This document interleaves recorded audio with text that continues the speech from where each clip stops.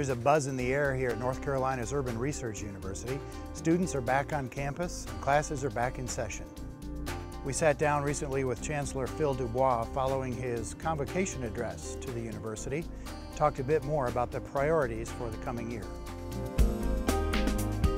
We've spent years building the institution and in the last several years trying to publicize it more broadly in the region, helping the city's leaders understand what an asset we are, helping parents in the region understand the quality of the education here.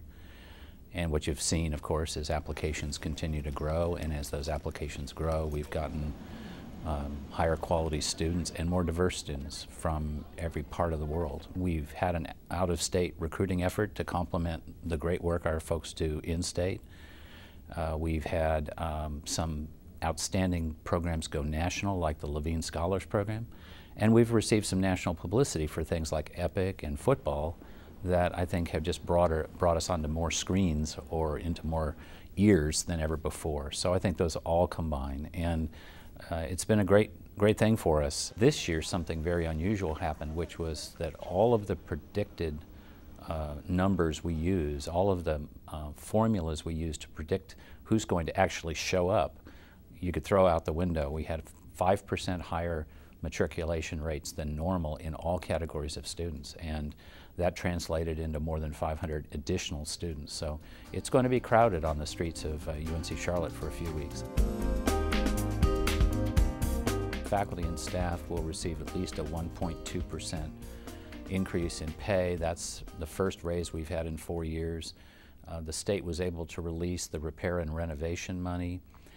They were able to fund about half of the enrollment growth, and they made back about 2/3 of the cuts in student financial aid that were lost last year. So there are a number of positive trends. There are some real concerns out there. One is that the Medicaid issue is still not under control. Another is that we don't really have a sustainable plan for state-funded student financial aid.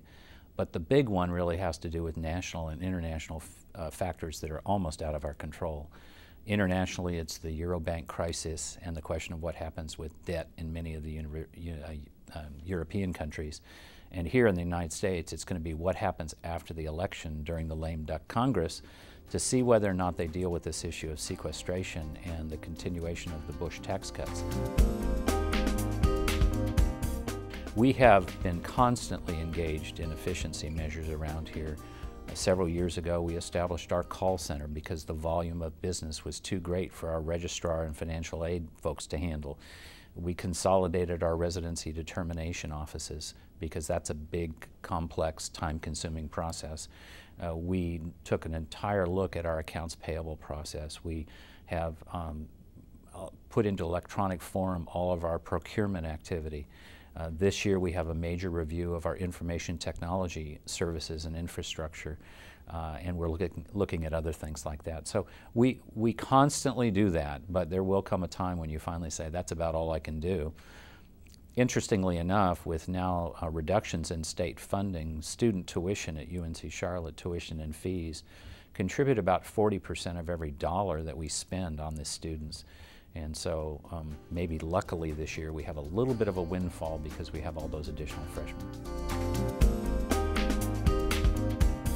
I don't think people realize that the Morrill Act is now 150 years old, signed by President Lincoln in 1862, and really a national commitment to the education of the working class. And Justin Morrill had a vision, and so did President Lincoln, about making sure that we had a broadly educated citizenry that we would need to make it a functioning democracy, but also something that would make possible the scientific and technological development and industrial development of the country. That has been something that has served us very well, and then it even accelerated after World War II when it was realized that the nation's research universities were capable of really not only building the national defense, but then building the great infrastructure after the war. The last 20 years has seen a real withdrawal or pullback from that view. Part of it's been driven by financial realities. There simply are too many public needs out there in K-12 education, in welfare, in medical costs, in prisons, so that there's been more competition for the public dollar, and higher education has always been one of the non-mandated or the discretionary parts of the federal government and the state budget.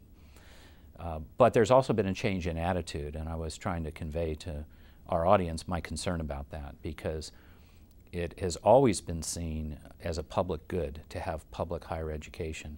I'm a first-generation college student. My parents couldn't go to college after the war. Even though my father had the GI Bill, he had a young child. He had to go to work. He couldn't do it.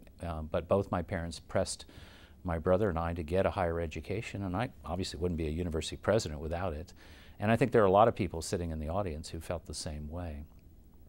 So the dialogue has changed, unfortunately. So a lot of people say, well, it's not so much a public good, it's a private good. It's the people who get the degrees who really benefit. And that's surely true, but it's also the case that people who get degrees have higher annual and lifetime incomes.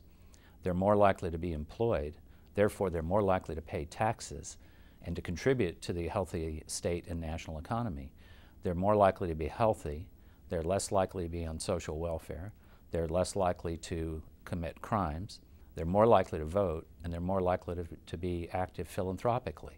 So there are a huge range of public goods associated with public higher ed, and if that isn't maintained, the entire political structure, the political support structure for higher ed will go away. If the middle class and lower class citizens of this country don't feel that they can get into a university without going into a huge amount of debt, why should they vote for it?